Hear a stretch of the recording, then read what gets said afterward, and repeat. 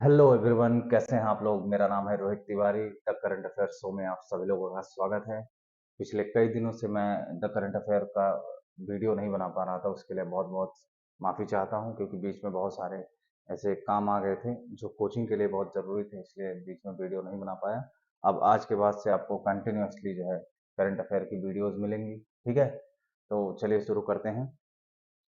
देखिए, free PDF material provide किया जाता है आपको द करंट अफेयर्स शो में। द हिंदू वोकाबुलरी, जो कि बहुत सारे महत्वपूर्ण ऐसी शब्दावलियां हैं जो अक्सर एग्जाम में पूछे जाते हैं। यूपीएससी प्रैक्टिस क्वेश्चन भी कराए जाते हैं, मेंस आंसर राइटिंग करवाई जाती है। ठीक है, ये सारे काम करवाए जाते हैं। बस आप क्या करेंगे, आप रोज हमसे जुड़े रहेंगे। ठीक है, तो आज है 13 मई, तो आज देखेंगे कुछ महत्वपूर्ण खबरों के बारे में। चलिए पहले समझते हैं यूपीएससी मेंस का सिलेबस। 2 मिनट में आपको बता देता हूँ कि मेंस के किस पेपर में कौन सा टॉपिक है, कौन सा सब्जेक्ट है। ठीक है, तो सबसे पहले समझिएगा, टोटल 9 पेपर्स होते हैं। ठीक है, कितने होते हैं? 9 पेपर होते हैं। इसमें पहला पेपर होता है ए। ठीक है, पेपर ए में क्या होता है? Any Indian language compulsory paper होता है, क्वालिफाइंग नेचर का होता है। ठीक है, दूसरा होता है एस्से, निबंध। ठीक है, फिर तीसरा होता है पेपर 2, जिसको आप बोलते हैं जनरल स्टडीज। ठीक है, जनरल स्टडीज फर्स्ट। इसमें क्या होगा? इसमें होगा history, mainly of history and geography of the world and society, Indian heritage. ठीक है, and culture. This paper mainly revolve around history, geography and society. मतलब जीएस फर्स्ट का जो पेपर है, इसमें मेनली क्या क्या आपको मिलने वाला है? इसमें सबसे ज्यादा आपको मिलने वाले हैं हिस्ट्री। मेन आपको ऐसे ही याद करना है, हिस्ट्री मिल जाएगी, जियोग्राफी मिल जाएगी और सोसाइटी मिल जाएगी। ठीक है, तो मोटे तौर पर आपको याद रखना है जीएस फर्स्ट में क्या मिलेगा? History, geography and society. अब जीएस पेपर सेकंड में आपको क्या मिलने वाला है? जीएस पेपर सेकंड में पॉलिटी मिलेगा आपको, कॉन्स्टिट्यूशन मिलेगा, गवर्नेंस मिलेगा, social justice and international relation. ठीक है, तो जीएस सेकंड का जो फेमस है, सब लोग जानते हैं, जीएस सेकंड में संविधान से संबंधित हिस्से आपको मिल जाएंगे, संविधान जिसको आप बोलते हैं, और अंतर्राष्ट्रीय संबंध। ठीक है, उसी से रिलेटेड बहुत सारे टॉपिक्स आपको मिलेंगे। ठीक है, गवर्नेंस भी इसमें मिल जाएगा आपको, सोशल जस्टिस, सामाजिक न्याय, ये सारी चीजें आपको जीएस सेकेंड पेपर में मिल जाएंगी। ठीक है, तीसरी चीज समझिएगा, पेपर जो जीएस पेपर थर्ड है, आप इसमें पाएंगे भारत का आर्थिक विकास, economic development, technology, environment, biodiversity. ठीक है, सिक्योरिटी एंड डिजास्टर मैनेजमेंट। ये कुछ मोटे तौर पर टॉपिक हैं, जो जैसे कि इकोनॉमी। ठीक है, इकोनॉमी आपको मिल जाएगा जीएस थ्री में, टेक्नोलॉजी मिल जाएगी जीएस थ्री में। ठीक है, और बायोडाइवर्सिटी मिल जाएगी। ठीक है, उसके बाद आपको सिक्योरिटी मिल जाएगी और डिजास्टर मैनेजमेंट। ठीक है, ये जीएस पेपर थ्री में। और जीएस पेपर फोर जो है, उसमें आपको पता ही है, जीएस पेपर फोर में आपको एथिक्स मिल जाएगा। ठीक है, तो ये तीन मेन टॉपिक्स हैं इसके, एथिक्स, इंटीग्रिटी एंड एप्टीट्यूड।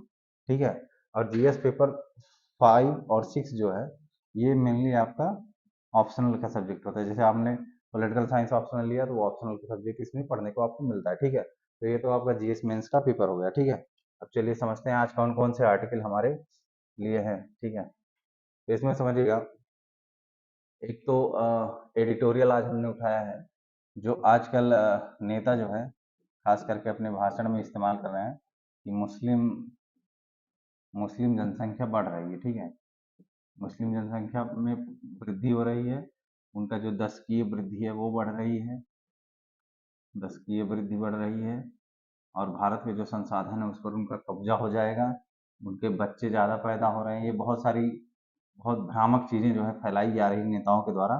इन पर जो है एक एडिटोरियल आया है, इसके बारे में बातचीत करेंगे। और दूसरा एडिटोरियल है जो कि भारत और ईएफटी ट्रेड डील के बारे में बातचीत करता है। इसमें इसमें कहा गया है कि इस समय चूंकि चुनावी माहौल चल रहा है, तो इस चुनावी माहौल में ये जो डील है, ये थोड़ी सी डिले दिखेगी। ठीक है, ये आपका यूरोपियन यूनियन के साथ जो भारत की डील है उससे संबंधित मामला है। तीसरा है जो अफोर्डेबल हाउसिंग की, बहुत सारे चुनावी वादे किए जाते हैं, नेताओं द्वारा चुनावी वादे होते हैं अफोर्डेबल हाउसिंग की, हम आपको घर देंगे। उसके संबंध में पूरा एक डिटेल है, अकाउंटिंग है, कि क्या जो वादे किए गए थे वो पूरे हुए कि नहीं हुए। इन सारी चीज़ों पर बातचीत होगी इसमें। और डिजी लॉकर के बारे में हम लोग आज बातचीत करेंगे। डिजी लॉकर के संबंध में कि ये है क्या, इसमें क्या हम करते हैं, मतलब इसका क्या इस्तेमाल है, क्या यह सिक्योर है और इसके साथ इश्यूज कौन कौन से हैं, इन सारी चीज़ों के संबंध में हम आज बात करेंगे। और सबसे अंतिम आर्टिकल आज का है the worm develops food habits, मतलब कि एक कीड़ा है, एक वर्म है जिसने ऐसी फूड हैबिट डेवलप की है। जैसे मान लीजिए उसने पहली बार कोई गलत चीज़ खा ली, किसी गलत बैक्टीरिया को खा लिया, तो उसके आने वाली जो ऑफस्प्रिंग है, जो उसके आने वाले बच्चे हैं, उसके आने वाली जो पीढ़ी है, वो इस बैक्टीरिया को नहीं खाएगी, उसके अंदर ऐसा बिहेवियर बिहेवियर डेवलप होगा। तो इस बारे में बातचीत करेंगे। ठीक है, तो ये पूरा मामला है आज के आर्टिकल का। चलिए शुरू करते हैं। तो आज का है well intentioned study and demographic myth, GS first. GS first का पार्ट है ये। भारतीय यूपीएससी का जो मेंस का एग्जाम होता है, मेंस का, उसमें जो सामान्य अध्ययन के पेपर होते हैं, उसमें ये जीएस फर्स्ट का हिस्सा है। ठीक है, अभी मैंने डिस्कस किया है। ठीक है, अब चलिए चलते हैं। इसमें बताया गया है कि जो रिलीजियस माइनॉरिटीज हैं भारत में, उनके बारे में जो कंक्लूजन निकालते हैं प्राइम मिनिस्टर की एक इकोनॉमिक एडवाइजरी काउंसिल है, उसने भी रिव्यू किया। और मुस्लिम पॉपुलेशन ग्रोथ जो है उसके बारे में जो डिबेट चल रही है, उसके बारे में बहुत सारी बातें जो है।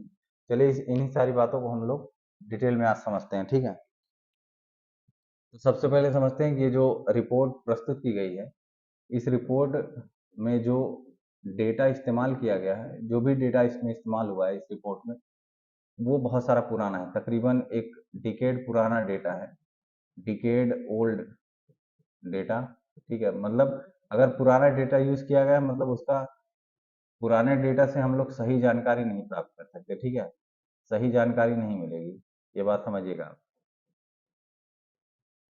ठीक है, दूसरी चीज, इस रिपोर्ट में जैसे हम लोग देख रहे हैं कि जो नेता हैं, वो अक्सर ये बोल रहे हैं कि जो मुस्लिम आबादी है, मुस्लिम आबादी वो बढ़ रही है। ठीक है, उनके कहने के हिसाब से मुस्लिम आबादी जो है बढ़ रही है और धीरे धीरे उसका जो डेंसिटी है वो भारत में बढ़ रहा है।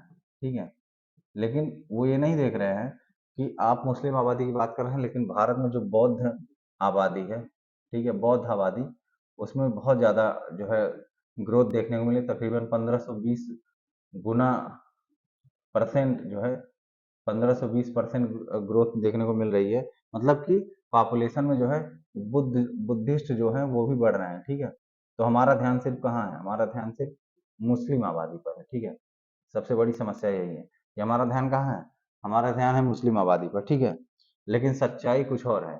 सच बताएं तो सच्चाई कुछ और है। जो हम लोग सोच रहे हैं कि मुस्लिम आबादी बढ़ रही है, समस्या ये है कि मुस्लिम आबादी बढ़ नहीं रही है, उसके ऊपर निगेटिव इफेक्ट पड़ रहा है। लेकिन चूंकि जानकारी का अभाव है, इसलिए लोग यही सोचते हैं कि, अब देखिए, अब भारत की ही, अगर भारत की जनसंख्या, खास करके हिंदू जनसंख्या की बात की जाए, भारत की जो हिंदू पॉपुलेशन है उसके बारे में अगर बात की जाए, तो भारत में जो हिंदू पॉपुलेशन 1950 में थी, 1950 में तकरीबन 320 मिलियन पॉपुलेशन थी।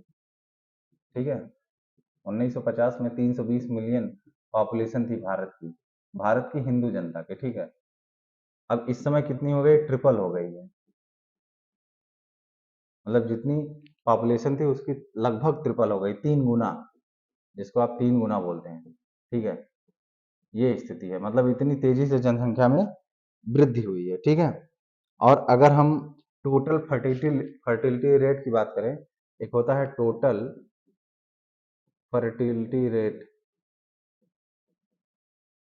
टोटल फर्टिलिटी रेट मतलब प्रजनन दर जो होती है। ठीक है, प्रजनन दर जो होती है, इसका प्रजनन दर का मतलब होता है कि एक महिला जो है वो अपने पूरे जीवन काल में कितने बच्चे पैदा करती है। महिला पूरे जीवन काल में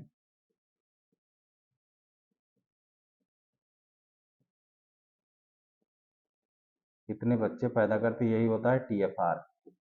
ठीक है, तो जो मुस्लिम महिलाओं का जो टीएफआर है,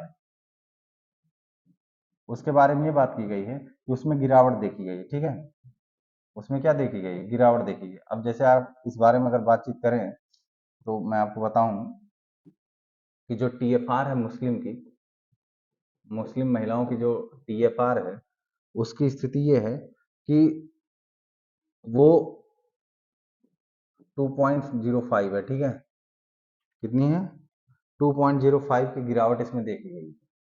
जो मुस्लिम महिलाओं की टीएफआर है उसमें 2.05 की गिरावट देखी गई है, जबकि जो हिंदू महिलाओं की टीएफआर है, हिंदू वुमेन्स की जो टीएफआर है उसमें केवल और केवल 1.36 पॉइंट का गिरावट देखा गया, ठीक है। तो इससे तो पता चल रहा है कि कितना मतलब अंतर है, ठीक है। और हम लोग उल्टा क्या समझ रहे हैं कि मुस्लिम की आबादी जो है वो बढ़ रही है, या फिर उनकी जो महिलाएं हैं वो ज्यादा बच्चे पैदा कर रहे हैं, ठीक है। कुछ एक नेता तो ऐसा बोल रहे हैं कि हम हिंदुओं को क्या, हर महिलाओं को 4 बच्चे पैदा करने चाहिए, ठीक है, 4 बच्चे। मतलब उनको डर लग रहा है आने वाले समय में मुस्लिम आबादी जो है वह बहुसंख्यक हो जाएगी, और जो हिंदू आबादी है वो अल्पसंख्यक हो जाएगी। ये सबसे बड़ा एक भ्रम है, एक भ्रम फैलाया जा रहा है, और इसी के दम पे जो है वोट मांगने का प्रयास किया जाता है। इसको हम बोलते हैं धर्म की राजनीति, ठीक है। ये पूरा मामला है। अब रिपोर्ट में यह भी दिखाने का दावा किया गया है कि जो हिंदू जनसंख्या है वो खतरे में है। मतलब ये बोल रहे हैं कि हिंदू जो पॉपुलेशन है वो अब क्या आ गई है, खतरे में आ गई है। हिंदू पॉपुलेशन की संख्या घट रही है, खतरे में है। अच्छा, आप ही खुद ही बताइए, इसी रिपोर्ट में ऐसा बोला गया है। इसमें जो एडिटोरियल लिखे हैं वो बोल रहे हैं कि जब 800 सालों तक मुस्लिमों ने भारत पर राज किया, 800 वर्षों तक जब मुस्लिमों ने भारत पर राज किया, तब अगर हिंदुओं की मेजोरिटी कम नहीं हुई, अगर उस टाइम पर हिंदुओं की मेजोरिटी नहीं कम हुई, तो इस टाइम पर हिंदुओं की मेजोरिटी कैसे कम हो सकती है? ये कैसे पॉसिबल है कि हिंदुओं की जो मेजोरिटी है इस टाइम पर कम हो जाएगी? ये स्थिति है। आप समझिए कि 800 सालों का जो मुस्लिमों का इतिहास है, मतलब तकरीबन अरब आक्रमण आया भारत में, अरब आक्रमण हुआ, उसके बाद से ही आप देखिएगा कि वहां से तकरीबन 800 साल नीचे आप आएंगे मुगल काल के अंत तक, ठीक है। मुगल काल के अंत तक, तब तक जो है हिंदुओं की आबादी क्या थी, मेजोरिटी में थी। हिंदू किस में थे? हिंदू मेजोरिटी में थे। अब इस समय जबकि ऐसी कोई बात नहीं है भारत में लोकतांत्रिक व्यवस्था चल रही है, तो लोगों को लग रहा है कि हिंदू की जो आबादी है वो कम हो जाएगी, ठीक है। अब समझिएगा, इस समय जो इंडियन पॉपुलेशन है, इस समय क्या स्थिति है? इस समय इंडियन पॉपुलेशन में तकरीबन 79.80% हिंदू आबादी है, ठीक है। इतनी आबादी हिंदू की है। और मुस्लिमों की कितनी आबादी है? 14.23%। ये मुस्लिम है, ठीक है। ये अब तक की स्थिति है, ठीक है। और इस आधार पर आप देखेंगे कि हिंदू जो आबादी है वो कम हो जाएगी। आप सोचिए कि कैसे ऐसे हो सकती है, ठीक है। उपेंद्र नाथ मुखर्जी ने एक किताब लिखी,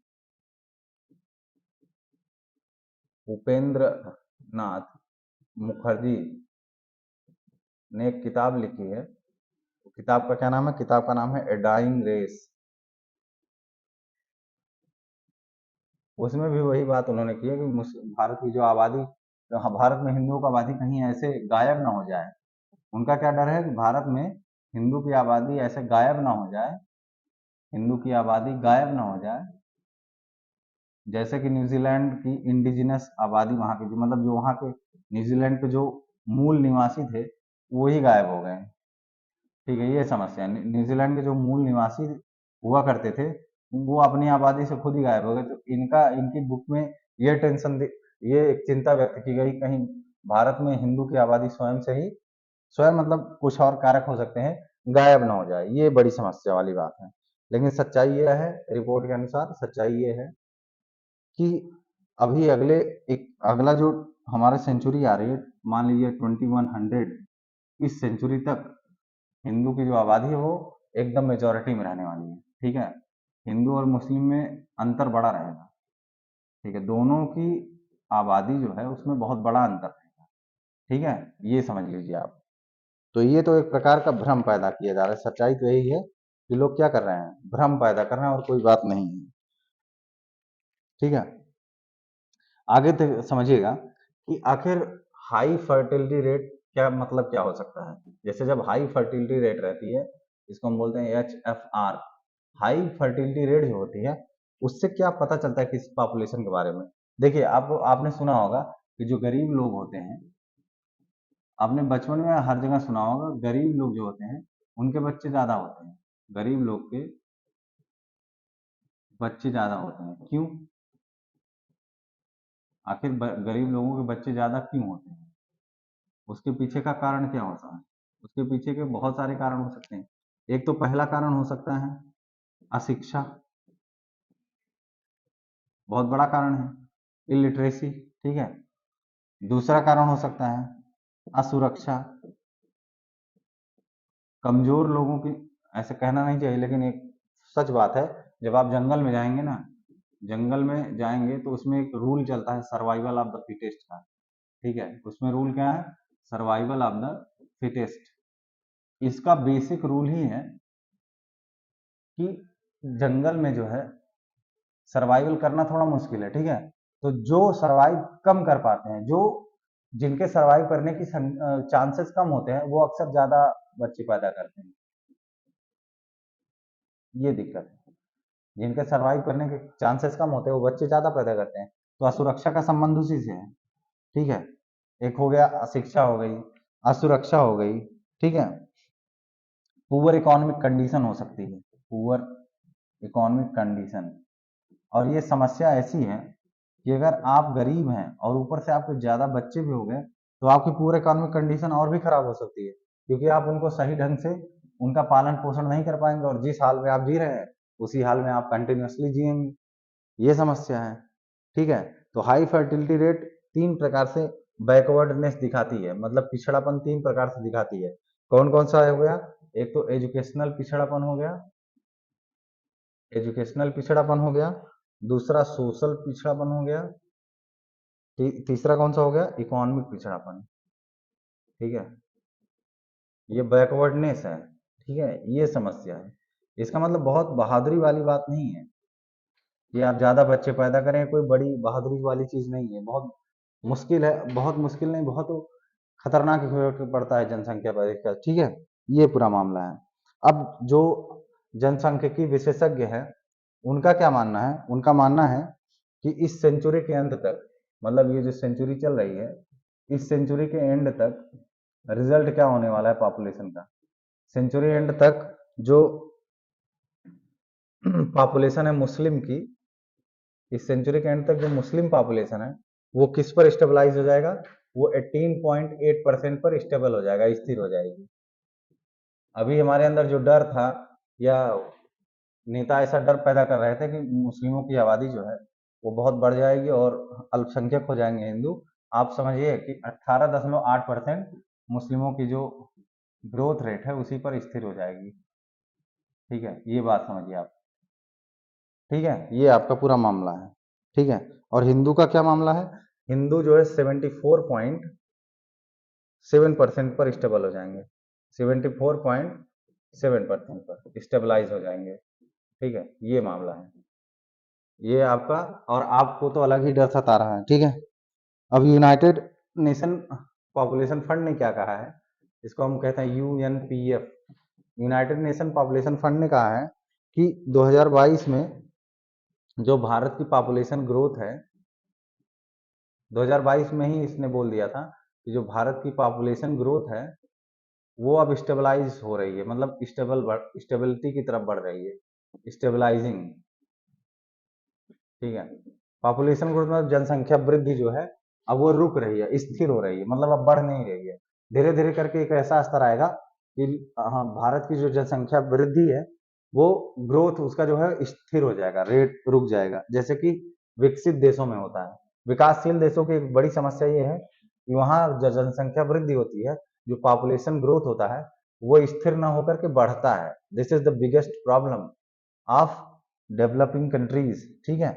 तो जो ऑलरेडी डेवलप्ड कंट्रीज होते हैं उनका जो ग्रोथ रेट होता है पॉपुलेशन का, वही तो सबसे अच्छा होता है, ठीक है। अब क्या सुझाव दिया गया है? भारत में जो पॉपुलेशन कंट्रोल से संबंधित जो बहुत सारे रूल रेगुलेशन है, ठीक है, उसके बारे में कुछ सुझाव दिया गया है भारत के बारे में कि भारत को क्या करना चाहिए, ठीक है। इसमें तो सबसे बड़ी चीज, भारत जो है अंतरराष्ट्रीय समझौतों का भी हिस्सेदार है। तो जैसे एक इंटरनेशनल संस्था है इस संबंध में, जिसको हम बोलते हैं आईसीसीपीआर, ठीक है। क्या बोलते हैं इसको? आईसीसीपीआर। इसका मतलब है इंटरनेशनल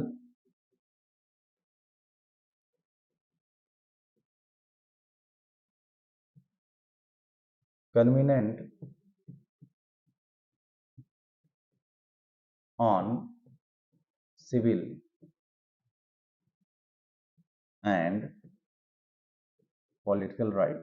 ठीक है, इसका भारत क्या है, इसका भारत हिस्सेदार है, भारत ने इस पर सिग्नेचर किया हुआ है। ठीक है, तो इन सारे समझौतों को क्या करना चाहिए, भारत को इनका पालन करना चाहिए। ठीक है, हालांकि ये कंपल्सरी तो नहीं है, लेकिन क्या है, ये हम हमारे लिए क्या है, और हमको ऐसा कोई रूल बनाना नहीं चाहिए जनसंख्या से संबंधित। जैसे जनसंख्या के रिलेशन में ऐसा कोई रूल नहीं बनाना चाहिए कि किसी विशेष कम्युनिटी की जनसंख्या को कंट्रोल करने के लिए हम ऐसा कर दें कि अगर वो 2 बच्चों से ज़्यादा पैदा करेंगे तो उनको नो जॉब नहीं मिलेगी। ठीक है, अगर 2 बच्चे से ज़्यादा हो गए तो क्या हो जाएंगे, आप जॉबलेस हो जाएंगे। ऐसा कोई रूल रेगुलेशन नहीं बनाना चाहिए किसी भी सरकार को। तो 3 चीज़ों पर ध्यान रखना है, आप कोई कंपल्सरी जो है रेगुलेशन नहीं बना सकते। ठीक है, ये बात ध्यान रखिएगा, कोई कंपल्सरी जो है रेगुलेशन नहीं बना सकते। दूसरी चीज आप ध्यान रखिएगा, कोएर्सिव रेगुलेशन भी नहीं बनाया जा सकता। कोएर्सिव मतलब जबरदस्ती का। ठीक है, और विभेदनकारी भी नहीं कोई रूल बना सकते। विभेदनकारी रूल कैसे हो सकता है, विभेदनकारी रूल होता है वो कि किसी और कम्युनिटी के लिए दूसरा रूल, जैसे मान लो हिंदी हिंदू के लिए नो कंट्रोल, हिंदू कम्युनिटी के लिए कोई कंट्रोल नहीं है कि आप कितने बच्चा पैदा करें, और मुस्लिमों के लिए आप रूल लगा दें कि नहीं, मुस्लिम जो है उनको 2 से ज़्यादा बच्चे नहीं पैदा करने हैं, या हिंदुओं को कम से कम 4 बच्चे पैदा करने हैं। ऐसा कोई रूल रेगुलेशन नहीं लगाना चाहिए सरकार को। क्यों, क्यों नहीं लगाना चाहिए, सबसे बड़ा सवाल इसलिए नहीं लगाना चाहिए क्योंकि इसका काउंटर प्रोडक्टिव इफेक्ट पड़ता है। ठीक है, कौन सा असर पड़ता है, काउंटर प्रोडक्टिव इफेक्ट पड़ने का मतलब कि प्रोडक्टिविटी पर उल्टा प्रभाव पड़ सकता है, विपरीत प्रभाव पड़ सकता है। ठीक है, ये पूरा मामला है। ठीक है, तो इसलिए हमको अगर सच में हमको अगर पॉपुलेशन पर सही में कंट्रोल प्राप्त करना है, अगर हमको पॉपुलेशन कंट्रोल ही करना है तो उसके दूसरे तरीके हो सकते हैं। पॉपुलेशन कंट्रोल करने के लिए जरूरी नहीं कि आप रूल रेगुलेशन बनाए कि आप इससे ज्यादा बच्चे नहीं पैदा कर सकते। उसके लिए आप बहुत सारे और रचनात्मक तरीके अपना सकते हैं, जैसे कि एजुकेशन को और बढ़ावा दीजिए, खास करके महिलाओं का जो शिक्षा है उसमें और ज़्यादा काम करने की ज़रूरत है, महिलाओं की शिक्षा पर, क्योंकि महिलाएं जो हैं सीधा उनका संबंध होता है फर्टिलिटी रेट से। तो अगर महिलाओं को ज़्यादा शिक्षित किया जाएगा, उनको ज़्यादा जागरूक किया जाएगा, तो एक पॉपुलेशन तो कंट्रोल वैसे ही हो जाएगी। ठीक है, दूसरा, इकोनॉमिक एम्पावरमेंट भी बहुत जरूरी है। ठीक है, अगर इकोनॉमिक एम्पावरमेंट आप नहीं करेंगे तो बहुत सारी समस्याएं आगे भविष्य में आ सकती हैं। ठीक है, तो इन सारी चीज़ों के प्रयोग से भी हम जो है वो पॉपुलेशन कंट्रोल कर सकते हैं। वो चाहे मुस्लिम का पॉपुलेशन हो, चाहे मुस्लिम कम्युनिटी का पॉपुलेशन हो, चाहे हिंदू पॉपुलेशन हो, किसी भी कम्युनिटी का, उससे कोई संबंध नहीं है। संबंध है कि आप सही तरीके का नीति अपनाइए, सही तरीके की पॉलिसी का पालन करिए। ठीक है, ये तो आपका पूरा मामला था ये पॉपुलेशन कंट्रोल पर, खास करके एक विभेदनकारी नीति या विभेदनकारी या भ्रामक प्रकार की जो न्यूज फैलाए जाते हैं समाज में, उससे एक समस्या है। ठीक है, अब चलिए हम अगले वाले आर्टिकल पर चलते हैं। अब हमने एक आर्टिकल उठाया इन्वेस्टमेंट पर, जो कि भारत और इंडिया ईएफटीए ट्रेड डील के बारे में बताया गया है इसमें, इंडिया ईएफटीए ट्रेड डील। ठीक है, तो भारत का जो फ्री ट्रेड एग्रीमेंट है, ठीक है, वो किसके साथ है, इस पूरे आर्टिकल में बताया गया है कि भारत का जो फ्री ट्रेड एग्रीमेंट है, खास करके यूनाइटेड किंगडम और यूरोपियन यूनियन के साथ, वो अभी रुका हुआ है। क्यों रुका हुआ है, क्योंकि जो पार्लियामेंट्री इलेक्शंस चल रहे हैं, इस वजह से ये रुका हुआ है। ठीक है, और before election fever grip the country, India manage to clinch a historic trade deal. मार्च में भारत ने यूरोपियन यूरोपियन यूनियन से एक बहुत बेहतरीन डील की थी। वो जब तक ये चुनावी बुखार नहीं चढ़ा था भारत को, तब तक भारत ने बहुत अच्छी एक डील की हुई थी। परंतु अभी समस्या क्या है, अभी समस्या है कि भारत में पार्लियामेंट्री इलेक्शंस चल रहे हैं और उसी चक्कर में मामला लटका हुआ है। ठीक है, the newly minted trade and economic partnership agreement, ठीक है, जिसको हम एफटीए बोलते हैं, फ्री ट्रेड एग्रीमेंट। ठीक है, इसको हम क्या बोलते हैं, फ्री ट्रेड एग्रीमेंट। ठीक है, ये इसके अलग अलग रूल्स होते हैं। ठीक है, फ्री ट्रेड एग्रीमेंट जो है वो भारत और ईएफटीए के बीच जो है वो बहुत जरूरी है भारत के लिए, क्योंकि भारत जो है इससे क्या कर सकता है, अपने एक्सपोर्ट में इजाफा कर सकता है, ठीक है। एक्सपोर्ट में क्या कर सकता है, इजाफा कर सकता है, ठीक है। और बहुत सारे इश्यूज हैं जैसे कि इन्वायरमेंट से रिलेटेड और लेबर से रिलेटेड जो है वो भी बहुत बड़े इश्यूज हैं, जो कि traditionally opposed incorporating in trade agreement, ठीक है। अब एफटीए 3.0 को समझने से पहले आप पहले समझ ही लेते हैं, फिर आगे हम इसके बारे में और डिटेल में पढ़ेंगे कि इंडिया को चाहिए क्या, क्लियर एफटीए पॉलिसी, मतलब जो फ्री ट्रेड एग्रीमेंट की पॉलिसी है भारत की, वो उसको भारत को और ज्यादा क्लियर करना होगा, और ज्यादा ठीक साफ सुथरी चाहिए, उसमें बहुत सारी जो है उलझने जो है वो ना हो, ठीक है। और खास करके जब हम इंटरनेशनल ट्रेड करते हैं, ठीक है, फॉरेन इन्वेस्टमेंट लॉ के साथ हम जब डील करते हैं, तो हमारे लिए तो ये और ज्यादा जरूरी है, ठीक है। India expect not just trade but also higher investment flow. हमको सिर्फ ट्रेड ही नहीं करना है, हमको हायर इन्वेस्टमेंट फ्लो चाहिए, अंतर प्रवाह चाहिए, एफडीआई जिसको आप बोलते हैं, ठीक है, from a particular country which is undoubtedly true with most of its FTA negotiating partners. मतलब देखो, पार्टनर्स ट्रेडिंग का मतलब होता है, एक तो हम ट्रेड ऐसे पार्टनर के साथ करना चाहते हैं जो ईमानदार हो, ठीक है, जो ईमानदार हो, ऑनेस्ट हो, ठीक है। तो जो यूरोपियन यूनियन और उसके आसपास की जो कंट्रीज हैं खास करके, वो इस मामले में, ट्रेड के मामले में अपने जितने भी पार्टनर्स हैं उनके साथ काफी जो है अच्छे अच्छे काम करते हैं, बहुत अच्छे से पूरा नेगोशिएशन करते हैं। तो अगर भारत ऐसी यूरोपियन यूनियन या ईएफटीए से अगर कोई ट्रेड कर रहा है, तो भारत को भी उसका फायदा मिलना चाहिए।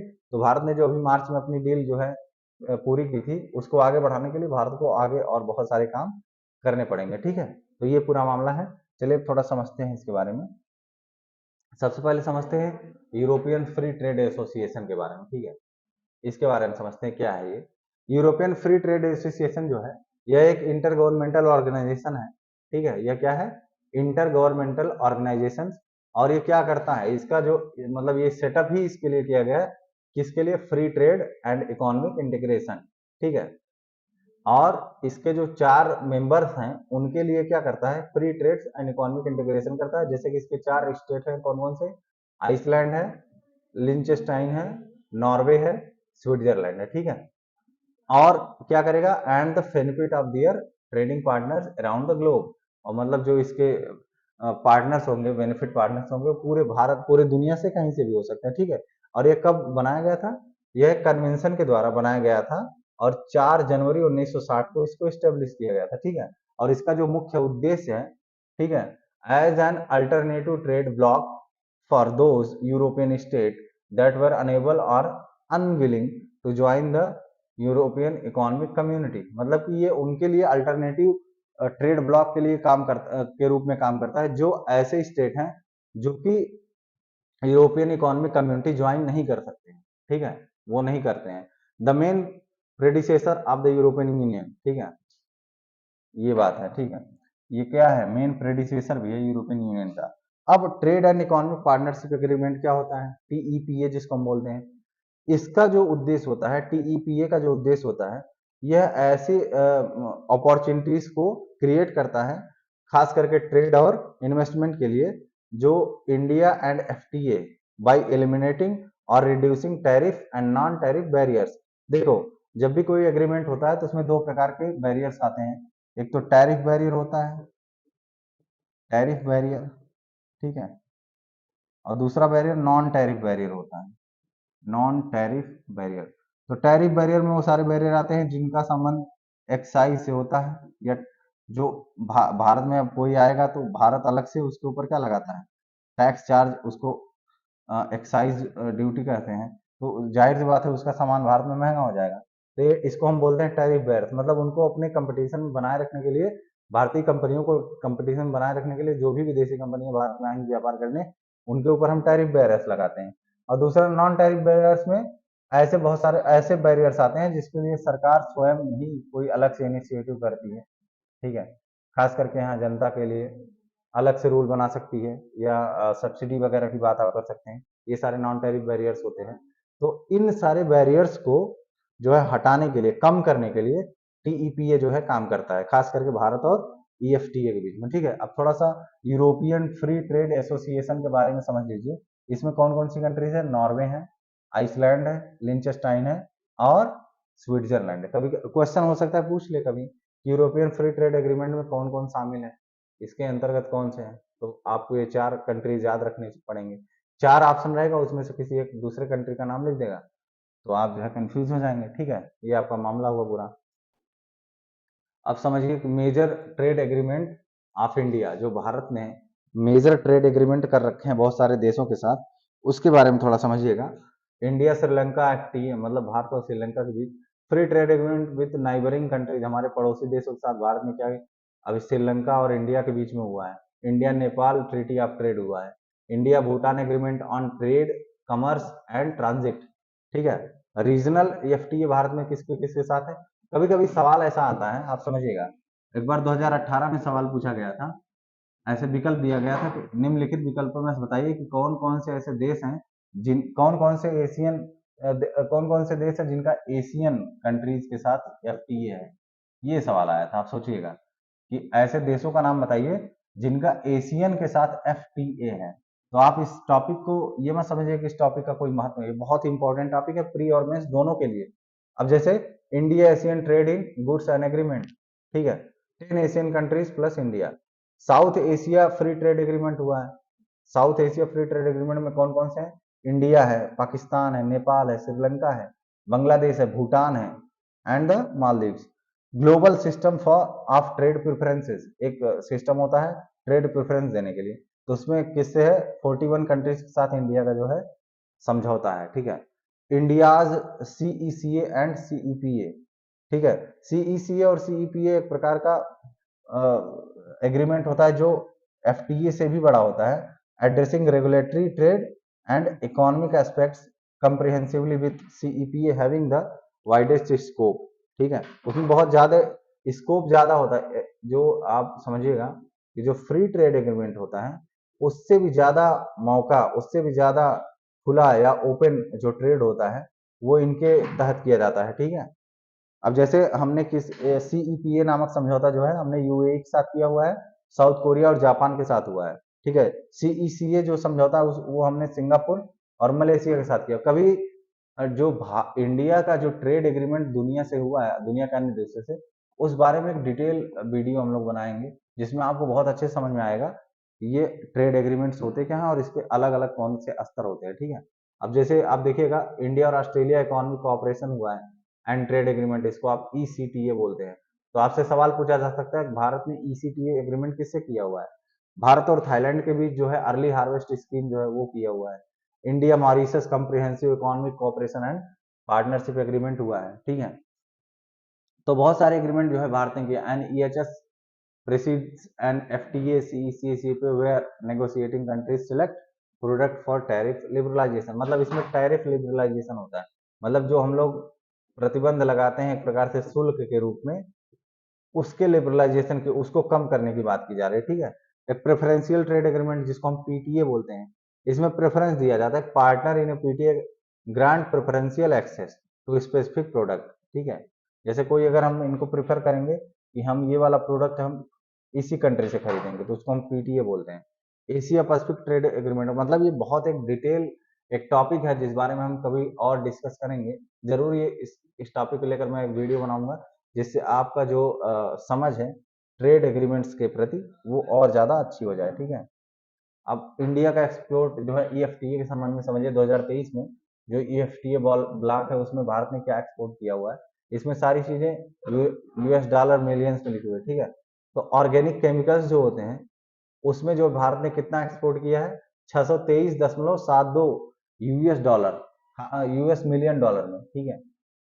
सबसे ज्यादा ऑर्गेनिक केमिकल में किया। फिर क्या है, pearl, precious stone and metals, धातु स्टोन्स और पर्ल्स में जो है 432.55 US मिलियन में किया है। इनऑर्गेनिक केमिकल्स में 76.3 और हैवी मशीनरी में 71.18, शिप्स, बोट, ETC इसमें 67.66।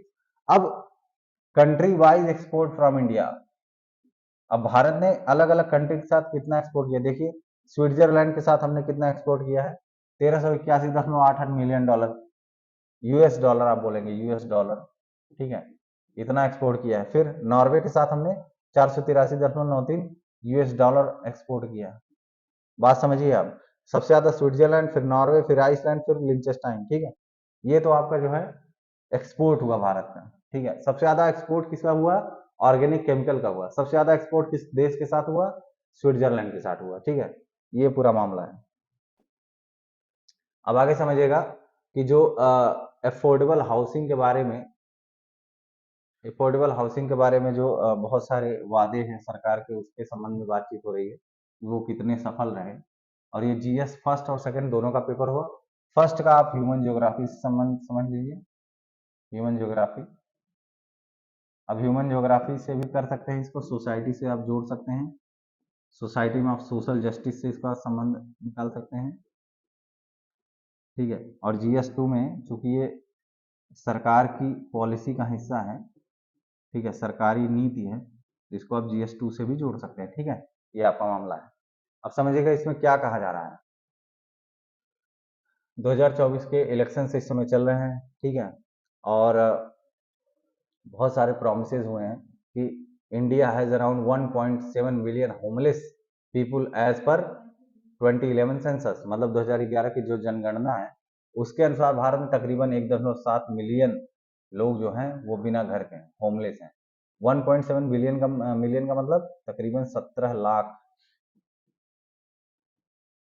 ठीक है, 17 लाख लोग जो है बेघर हैं। ठीक है, as per the 2011 census even for people with houses the quality, मतलब जो भी, और ये भी नहीं है कि ये तो मान लीजिए 17 लाख लोग बेघर हैं, जिनके पास घर भी है उनका जो क्वालिटी ऑफ बिल्डिंग, मतलब वो जो घर बना हुआ है उसका जो पूरा क्वालिटी है वो बड़ी खराब है, अच्छी क्वालिटी के घर नहीं है, इंफ्रास्ट्रक्चर उनका ठीक नहीं है। ठीक है, ये सब बड़ी समस्याएं हैं इस बार की। जो चुनावी मामले चल रहे हैं इसमें, चुनावी मामलों में हुआ क्या रहा है, अलग अलग मुद्दे उठाए जा रहे हैं। ठीक है, असली मुद्दा कोई नहीं उठा रहा, कोई ये नहीं बोल रहा है कि हाउसिंग कैसे होगी, हाउसिंग की क्वालिटी क्या रहेगी। यहाँ पर अलग अलग मुद्दे उठाए जा रहे हैं। ठीक है, कैसे भारत में बेवकूफ बनाया जाता है आप इसको भी समझिएगा। ठीक है, अब देखिएगा एक बार समझिए, क्या भारत में हाउसिंग क्राइसिस है, क्या भारत में जो घर है उसकी समस्या है। अब गवर्नमेंट ऑफ इंडिया का एक रिपोर्ट है 2012 का, उसमें क्या कहा गया है, an estimated 18.78 million more houses were required, मतलब 2012 के एक रिपोर्ट के अनुसार भारत में तकरीबन 18.78 मिलियन घरों की जरूरत है। ये समझिए कितना बड़ा आंकड़ा है ये। ठीक है, अब आगे समझिए धीरे धीरे क्या हुआ, बढ़ता गया ये मामला। और अभी रिसेंट एक स्टडी है, उसमें क्या हुआ, Indian council for research on international economic relations in 2020 found that India's urban housing shortage rose by 54%, मतलब कि जो अर्बन शहरों में जो भारत में घरों की आवश्यकता थी वो तकरीबन 54% बढ़ गई। सोचिए आप, कितनी बढ़ गई, 54% बढ़ गई।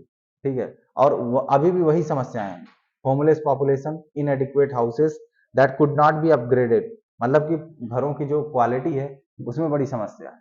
ठीक है, घरों की क्वालिटी क्या है, खराब है, उसमें बहुत बड़ी समस्या है।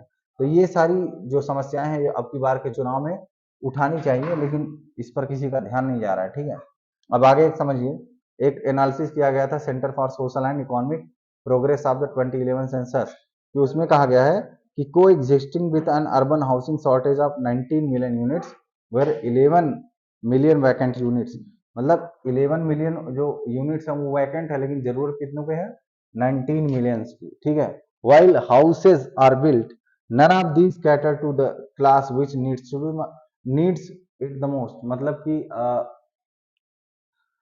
घर तो बन रहा है लेकिन जिसको सबसे ज्यादा जरूरत है इस घर की, वहां तक मामला पहुंच ही नहीं रहा है, उनको वो घर नहीं मिल रहा है। अक्सर होता यही है, जितनी भी सरकारी योजनाएं आती हैं उसमें जो उस योजना का असली हकदार होता है, योजना वहां नहीं पहुंचती, बाकी हर जगह पहुंच जाती है।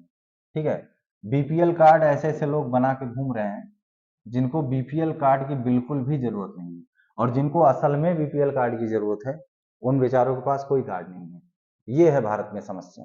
ठीक है, अगर भारत में समस्या की ही बात आप करेंगे तो ये असली समस्या भारत की है। ठीक है, अब एनालिसिस समझिएगा कि गवर्नमेंट के डेफिनेशन के अनुसार जो अफोर्डेबल हाउस उसको वो क्या होता है, अफोर्डेबल हाउस जो है वो गवर्नमेंट की जो डेफिनेशन है उसके अनुसार क्या है कि a housing properties are those with an area not more than 60 square kilometre sorry metre, 60 square metre with the price capped 45 lakh.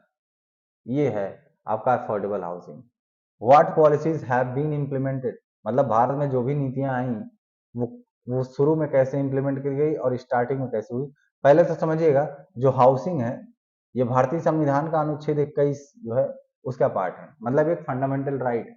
घर होने का अधिकार सबके पास होना चाहिए, ठीक है, सबको घर मिलना चाहिए, ये फंडामेंटल राइट है। सुप्रीम कोर्ट ने इसको फंडामेंटल राइट माना हुआ है, ठीक है। आर्टिकल 21 के थ्रू जो हाउसिंग है यह एक फंडामेंटल राइट है, ठीक है, ये बात समझिए, फंडामेंटल राइट है। अब जब पहली बार ऐसा कोई पॉलिसी आई, मतलब घर हाउसिंग से रिलेटेड पहली बार भारत में पॉलिसी आई 1985 में, इंदिरा गांधी आवास योजना के नाम से, जिसको राजीव गांधी ने स्टार्ट किया था, ठीक है। इंदिरा गांधी आवास योजना के नाम से राजीव गांधी ने स्टार्ट किया था ये पॉलिसी, ठीक है, जो कि बेसिकली रूरल हाउसिंग पर फोकस थी, मतलब ग्रामीण घर, ग्रामीण क्षेत्र में घर बनाने के लिए इस योजना को टारगेट किया गया था, ठीक है। इस योजना का मेन टारगेट क्या था, ग्रामीण क्षेत्र में घर बनाना, ठीक है। ये तो आपका मामला हुआ। अब 2004 में क्या हुआ, urban housing came in focus with the programme such as Jawaharlal Nehru national urban renewal mission, ठीक है। 2004 के बाद अब मामला रूरल से अर्बन की तरफ जो है, मतलब शहरों की तरफ बढ़ा। तो 2005 में एक योजना लॉन्च की गई जिसका नाम था Jawaharlal Nehru national urban renewal mission, ठीक है। अब 2008 में क्या हुआ, एक पारेख कमेटी थी, उसकी रिपोर्ट से क्या हुआ कि जो housing led to urban housing intervention such as the Rajiv Gandhi Awas Yojana and Rajiv ऋण योजना, ये बहुत सारी योजनाओं को क्या किया गया, हाँ, अर्बन हाउसिंग में इंटरवेंशन मिला इसको। और the housing for all schemes, मतलब सभी स्कीम की जो हाउसिंग थी 2015 से 22 तक, where launched when the Modi government came to power, Modi government ने जब सत्ता हासिल की तब 2015 से 22 तक उन्होंने सारी योजनाएं लॉन्च की।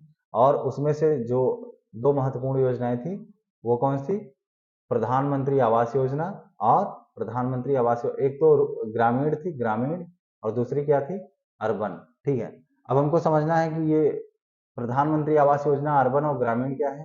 प्रधानमंत्री आवास योजना जो है वो प्राइम मिनिस्टर मोदी के द्वारा जून 2015 में लॉन्च की गई थी। क्यों, अर्बन होमलेसनेस, मतलब जो शहरों में ऐसे लोग हैं जिनके पास घर नहीं है, उसको टैकल करने के लिए जो है अर्बन योजना लॉन्च की गई 2015 में, ठीक है। और इसने प्रॉमिस किया कि हम 1.18 फैमिली को दिसंबर 2024 तक घर प्रदान करेंगे, 1.18 करोड़ फैमिलीज बाई दिसंबर 2024। और मार्च 2024 में इसने जो अपना प्रॉमिस किया था, जो वादा किया था, उसका केवल 67% ही इसने अचीव किया, ठीक है। और लगभग 80 लाख घर बनाए गए, फैमिली हो गए, ठीक है। और the duration of the PMAYU was initially 7 year, मतलब जब ये स्टार्टिंग में आई थी 2015 में, तो 2015 में आई थी 2022 के लिए, मतलब कि 2015 से 2022 तक जो भी टारगेट इसने किया था उसको पूरा करने के लिए ये आई थी। लेकिन हुआ क्या, फिर अभी जल्दी ही क्या हुआ, इसको बढ़ाकर 31 दिसंबर 2024 कर दिया गया, ठीक है। अब यही इसके सारे जो वर्टिकल्स हैं वो किससे, except credit link subsidy scheme to complete houses sanction up to March 31 2022, ये आपका मामला था। अब ये Modi government approves new scheme for promotion of rural housing in, provision क्या है, interest subsidy on loan amount up to 2 lakh to every rural household which is not covered under the Pradhan Mantri Pradhan Mantri Awas Yojana, मतलब प्रधानमंत्री आवास योजना ग्रामीण के तहत जो भी लोग कवर नहीं हुए हैं उनको दो इंटरेस्ट सब्सिडी के साथ लगभग 2 लाख रुपए हर हाउस होल्ड को दिए जाएंगे, ठीक है। दूसरा, इससे फायदा क्या होगा, up front interest subsidy of 3%, ठीक है। फायदा क्या होगा, will enable people in rural areas to construct new houses, मतलब ग्रामीण क्षेत्रों में नए घर बनाने के लिए ये उनको इनेबल करेंगे, जो गांव के लोग हैं उनको वो मिलेगा, कैपेबिलिटी मिलेगी। Will increase number of existing pucca houses to improve dwelling units, मतलब कि जो पक्का घर होंगे वो भी बढ़ेंगे गांव में, ग्रामीण क्षेत्र में पक्का घर क्या होंगे, उसमें इजाफा होगा। फिर will improve housing stock in the rural areas, rural areas में हाउसिंग स्टॉक जो है वो भी बढ़ेगा। Will create employment opportunities in rural areas, ग्रामीण क्षेत्रों में जो जॉब सॉरी एम्प्लॉयमेंट की जो अपॉर्चुनिटी है वो भी बढ़ेगी। ठीक है, अब पीएम जो ग्रामीण योजना है वो कब लॉन्च किया गया, प्रधानमंत्री आवास योजना जो है ग्रामीण क्षेत्र के लिए वो 2016 में लॉन्च किया गया। और इसका क्या उद्देश्य था, इसका मेन उद्देश्य था कि हम 2.95 करोड़ हाउस जो है बनाएंगे। ठीक है, और यह स्कीम जो है ये ऑफर करती है 1.3 लाख हर यूनिट के लिए, हर कंस्ट्रक्टेड यूनिट के लिए, और जिसमें कि 60 और 40 फंड स्प्लिट जो है सेंटर और स्टेट के बीच में रहेगा, मतलब 60% फंडिंग कौन करेगा, सेंटर करेगा। ठीक है, और 40% जो है 40 का अनुपात जो है वो स्टेट के लिए है। ठीक है, जो भी घर आप गांव में बनाएंगे उसके लिए आपको तकरीबन कितना रुपया मिलेगा, 1.3 लाख रुपए आपको मिलेंगे। इतने में कोई घर नहीं बनता, सच्चाई तो यही है। 1.3 लाख रुपए मिलेंगे, जिसमें 60% जो है सेंटर देगा और 40%, 60 का अनुपात लेकर के सेंटर है और 40 का अनुपात लेकर के स्टेट है। ठीक है, अब पीएमएवाई ग्रामीण योजना के डैशबोर्ड के अनुसार अप्रैल 2024 30 अप्रैल 2024 तक कुल 2.6 करोड़ घर जो है बना लिए गए। ठीक है, कितने, 2.6 करोड़ घर जो है बना लिए गए, और हमने टारगेट कितना किया था, 2.95 करोड़ घरों का। और 69% घर जो है वो पीएमएवाई के अंतर्गत जो है बने हैं। ठीक है, सॉरी सॉरी, इसका मतलब ये है कि जितने भी घर बने हैं प्रधानमंत्री आवास योजना ग्रामीण के तहत, उसमें तकरीबन 69% या उससे अधिक जो है घर, उनकी मालिक कौन है, उनकी मालिक महिलाएं हैं। ये है मामला इसका। ठीक है, अब मेन समस्या है क्या है कि अब जो स्टेट की स्कीम है घर बनाने के लिए, उनके बारे में क्या, उनको भी तो कुछ ऐसे इंट्रोडक्शन कर, मतलब ऐसे बहुत सारी योजनाएं लानी चाहिए, स्टेट को भी ऐसी योजनाएं लानी चाहिए जिससे कि हाउसिंग की जो समस्या है, जो डिमांड है, हाउसिंग डिमांड जो है वो कम हो सके भारत में। ठीक है, देखिए अगर हाउसिंग ठीक से नहीं होगी तो आपको पता ही है कि क्लाइमेट चेंज इतना भयंकर हो रहा है दुनिया में, इसका असर सीधा पड़ेगा। जिसके पास घर नहीं होगा, जिसके पास पक्का घर नहीं होगा, वो क्लाइमेट चेंज के लिए ज्यादा वल्नरेबल होगा, ये आपको पता होना चाहिए। मतलब जिसके पास घर ही नहीं है वो सुभ्योदय हो जाएगा, और उसके ऊपर जो है क्लाइमेट चेंज का ज्यादा बुरा असर पड़ेगा। ठीक है, ये आपका मामला है। जैसे कि आंध्र प्रदेश ने एक स्कीम जो है लॉन्च की है, कौन सी स्कीम है, नवरत्नालु पेडलनदिक्किरी इल्लू, मतलब ये नाम थोड़ा सा खतरनाक है तो मुझे इस नाम को प्रोनाउंस करने में समस्या हो रही है, आप लोग पढ़ लीजिए। अब गवर्नमेंट स्कीम जो है रूरल इंडिया के लिए कौन कौन सी है, प्रधानमंत्री ग्रामीण आवास योजना, ठीक है, ग्रामीण भंडारण योजना, दीनदयाल उपाध्याय ग्राम ज्योति योजना, संपूर्ण ग्रामीण रोजगार योजना, प्रधानमंत्री ग्राम सड़क योजना, प्रधानमंत्री आदर्श ग्राम योजना। एक बार इन सारी योजनाओं पर आप लोग अपनी नजर मान लीजिएगा। ठीक है, इंपॉर्टेंट है।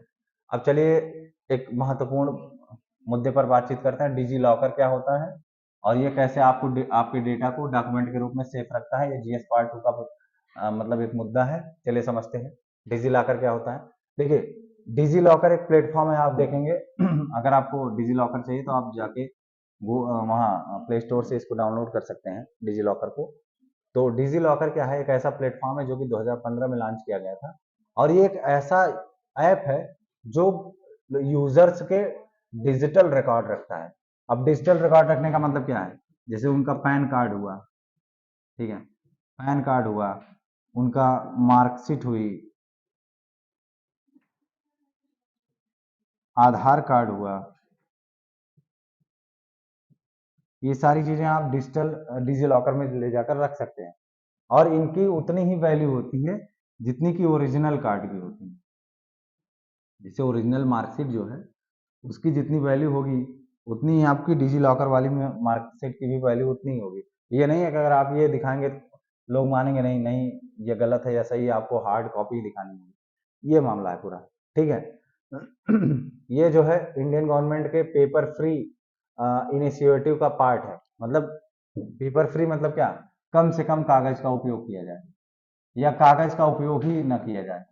ये उस इनिशिएटिव का हिस्सा है जिसमें हम पेपरलेस काम करना चाहते हैं। तो जितना हम डिजिटल होंगे पेपरलेस उतने ही हो जाएंगे, ठीक है। तो डिजिटल पेमेंट भी पेपरलेस इनिशिएटिव का एक हिस्सा है। वैसे ठीक उसी प्रकार डिजी लॉकर जो है ये एप्लीकेशन भी पेपरलेस इनिशिएटिव का हिस्सा है, ठीक है।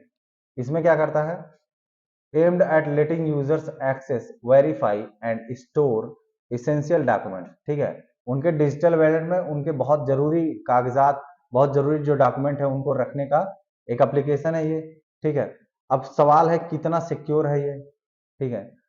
यह एक फ्लैगशिप इनिशिएटिव है ministry of electronics and IT. कभी कभी सवाल ये पूछता है कि डिजी लॉकर जो है वो किस मिनिस्ट्री के थ्रू आता है, तो आप इसका आंसर क्या बनाएंगे, इसका आंसर होगा ministry of electronics and IT, ठीक है। और ये डिजिटल इंडिया प्रोग्राम के तहत ही इसको जो है इनिशिएट किया गया है। और it is a government approved application, मतलब ऐसा एप्लीकेशन है जिसको गवर्नमेंट ने अप्रूव किया हुआ है, ठीक है। And officials framed by officials as per the MEITY website. DigiLocker ties into Digital India's vision areas of providing citizens a secure document access platform on a public cloud, ठीक है। कुल मिलाकर ये समझिए डिजिटल इंडिया का भी ये part है, पेपरलेस इनिशिएटिव का पार्ट है, ठीक है। आगे समझिए। अब डिजी लॉकर जो है उसके साथ कौन कौन से यूजर्स हो सकते हैं, मतलब कौन कौन से इशूज हैं, चुनौतियां क्या हैं डिजी लॉकर के साथ। अब इसमें सबसे बड़ी चुनौती थी वो है कि भारत में जानते ही आप मोबाइल, कई लोग जो है मोबाइल नहीं चला पाते, ठीक है। बहुत लोग जो है मोबाइल नहीं चला पाते, तो वो डिजी लॉकर का कैसे यूज करेंगे, हैं।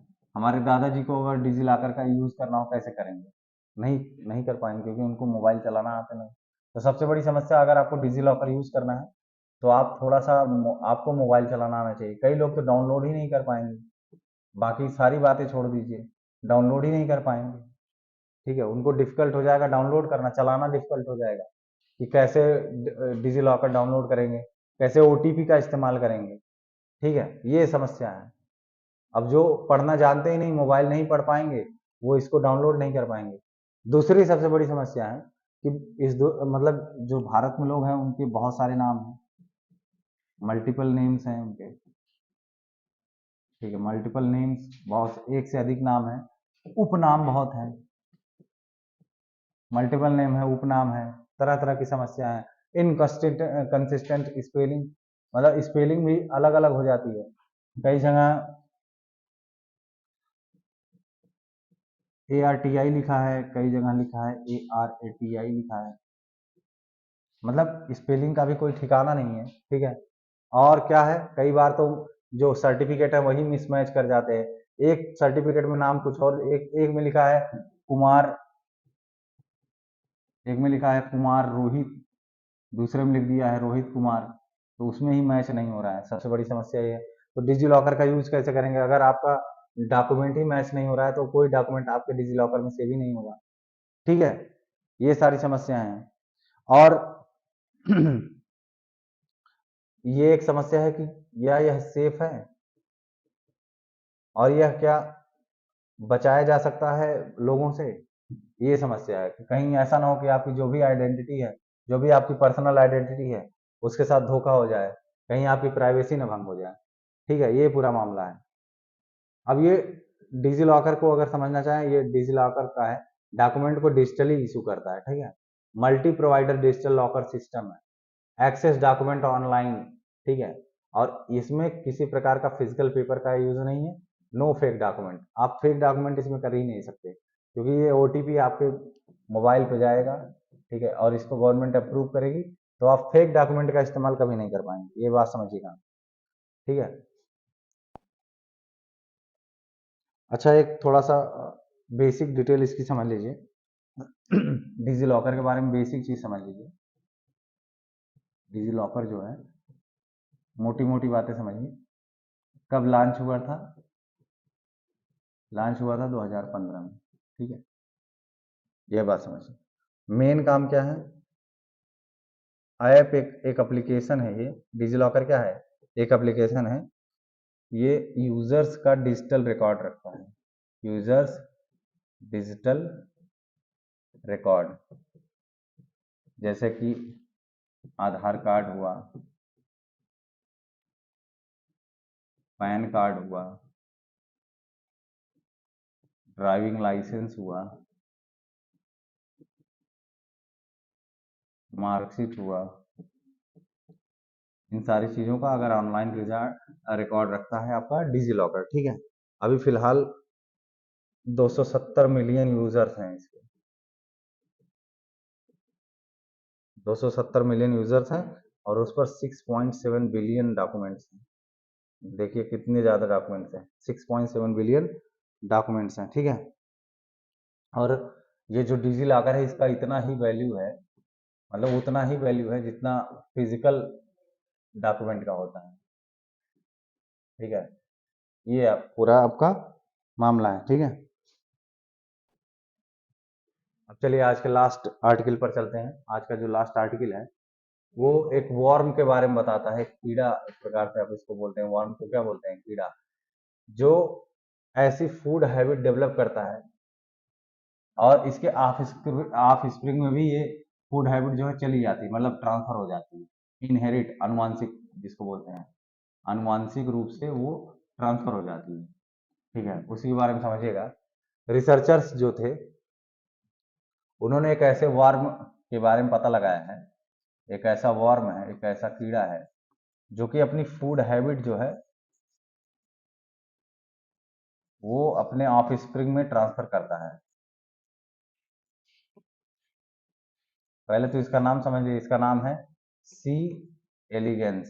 क्या नाम है इसका? सी एलिगेंस। अब इसका बेसिक चीज समझिए क्या है। मामला यह है कि सी एलिगेंस, मान लो एक बार इसने ऐसे बैक्टीरिया को खा लिया, सी एलिगेंस ने ऐसे बैक्टीरिया को खा लिया जो इसको बीमार कर देगा। क्या कर देगा? सिक कर देगा, बीमार कर देगा। सी एलिगेंस ने ऐसा बैक्टीरिया खाया जो इसको बीमार कर देगा, ठीक है, ये मामला है। अब वो बैक्टीरिया जो इसने खाया, अब इसकी जो ऑफ स्प्रिंग पीढ़ियां आएगी, ऑफ स्प्रिंग मतलब जो इसके बच्चे आएंगे, वो बच्चे इस बैक्टीरिया को नहीं खाएंगे। They will not, they will not eat this bacteria, ये समझिएगा, वो इस बैक्टीरिया को नहीं खाएंगे। ये फूड हैबिट जो है इस सी एलिगेंस नामक वर्म में डेवलप हुई है, ठीक है। ये मामला है पूरा। बहुत ही एक यूनिक टाइप का जो है सी एलिगेंस नाम का एक वर्म है, जो कि अपने फर्टिलाइज से एक से अंडे से 3 से 5 दिनों के भीतर क्या हो जाता है, ग्रो कर जाता है, और एक मिलीमीटर लॉन्ग एडल्ट बन जाता है, 1 मिलीमीटर लॉन्ग, ठीक है। इसकी ये खासियत है कि अपने अंदर एक फूड हैबिट डेवलप करता है, ठीक है। ये इस पूरे आर्टिकल का यही जो है मकसद था, मामला था, कि इसके अंदर ये क्वालिटी है। और एक रिसर्चर्स ने ये भी बोला कि इससे क्या होगा, इससे ह्यूमन में भी ऐसी ही हैबिट डेवलप की जा सकती है, ठीक है, ठीक है। ह्यूमन में भी ऐसी हैबिट हम डेवलप कर सकते हैं, ठीक है। इस बारे में समझिएगा। चलिए अगले आर्टिकल, इस आर्टिकल का एक छोटा सा पार्ट जो मैंने आपको पहले ही बता दिया है कि स्यूडोमोनास ओवरैनोवेंसिस नामक एक बैक्टीरिया है, रोग पैदा करने वाला बैक्टीरिया है, जिसको सी एलिगेंस ने खा लिया, ठीक है।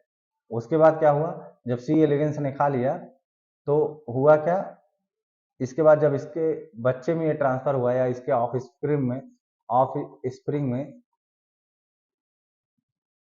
ये फूड हैबिट क्या हो गई, ट्रांसफर हो गई। तो जो ऑफ स्प्रिंग थे उनको नॉलेज हो गया किस चीज का, उनको ये नॉलेज हो गया कि ये वाला बैक्टीरिया हम लोग नहीं खाएंगे, नहीं तो हम भी बीमार पड़ जाएंगे, ठीक है। उनको क्या होगा, the worms know to avoid feeding on this bacterium and save themselves from getting sick। मतलब अपने आप को उन्होंने क्या कर लिया, बीमार होने से बचा लिया। यही पूरा मामला है। तो इसका जो पूरा निचोड़ है क्या है, P. branovensis makes a small RNA molecule called sRNA when the worms ingest this strain। मतलब जो वर्म है उसने जब इस बैक्टीरिया पी ब्रानोवेंसिस के जब स्मॉल आरएनए को वर्म ने क्या कर लिया, वर्म ने खाया, ठीक है, क्या किया, खाया, तो इससे उसके उसके फीडिंग बिहेवियर में अंतर आ गया। ठीक है, इसके फीडिंग बिहेवियर में चेंज आ गया। अब क्या हुआ, जो वर्म आगे मतलब अगली पीढ़ी के जो वर्म पैदा हुए उन्होंने क्या किया, उनको पता लग गया, दे नो कि हमको अवॉइड करना है। क्या अवॉइड करना है, इस बैक्टीरिया को खाने से हमें बचना है। ठीक है, इस बैक्टीरिया को खाने से हमें बचना है, यही बेसिक चीज है। ठीक है, और ये 4 पीढ़ियों तक चलेगा। कहां तक चलेगा, मतलब इनके इन वर्म के 4 पीढ़ियों तक ये बात रहेगी, उसके बाद ये भूल जाएंगे। उसके बाद इनका ये जो फीडिंग बिहेवियर है वो बदल जाएगा। बाकी 4 पीढ़ियों तक इनको पता रहेगा कि हमें ये इस प्रकार का जो बैक्टीरियम है इसको हमें नहीं खाना है, नहीं खाना है। ये बात ध्यान रखिएगा, ये ऐसा फीडिंग बिहेवियर है कि इनको वो नहीं खाएंगे, क्योंकि उनको पता है कि अगर हम ये बैक्टीरिया खा लिए, इसका एक विशेष स्ट्रेन हम खा लेंगे तो हमें नुकसान हो जाएगा।